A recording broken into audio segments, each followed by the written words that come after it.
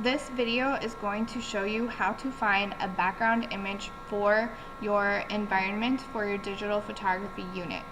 You can also bring in a picture on an SD card or flash drive that you have taken from home, or you can take a picture here at school with a school camera and use that as your environment background image.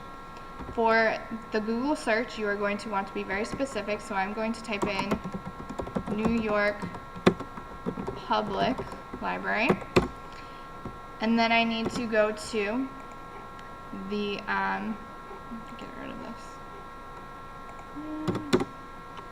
Okay, then I'm going to go to the images, and I am going to before I look at any of these images, I need to go to this options tab here and click on advanced search.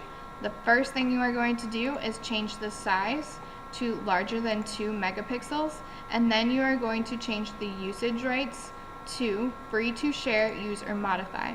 We are doing this because any image that you find on the internet is illegal for us to use because it is copyrighted unless it is free to use, share, or modify. And so we need to advance this search so that we are looking at images just free to use, share, or modify. So we'll advance the search, and you can see that you see all these images that would be just as good as if it was not free to use, share, or modify.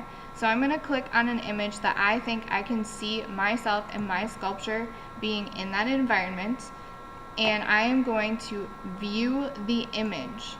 It is very important that you save your image in this way, so you're going to right click, save picture as, and you are going to go to your personal Z drive and save it in your art folder that you have made for this class specifically, and then you are going to save this image.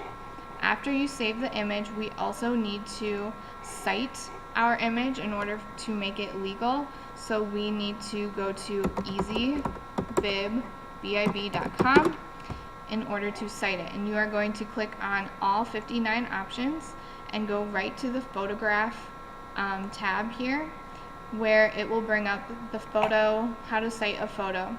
So you will just simply type in all of the information that it asks for. So for the photo title, you will need to go back to your Google page where you found it, and this is going to be where the title is. So you're going to type that in. And then for museum collection, you might not know all of these things, but you're going to try to find them. If you can't, you will just simply skip them. Once you get to the website, you will type in the website title, so you will need to go back to your image, visit the page, and look at the title of your website, which would be File New York Public Library. So I'm just going to really quick fill that in so that you can see what this looks like at the end. So I'm only going to have one thing in mind, but you're going to fill in all of these things. I'll do the date. The date accessed is the date that you have found it, which would be today, and you're going to create the citation. Then you will see this is your citation that pops up. You're simply going to highlight it, right click copy, and then you are going to open up your Word document, and you will edit, paste into your Word document and save that file for your citation. After you cite your image, you are free to use that image as your background or environment image in Photoshop.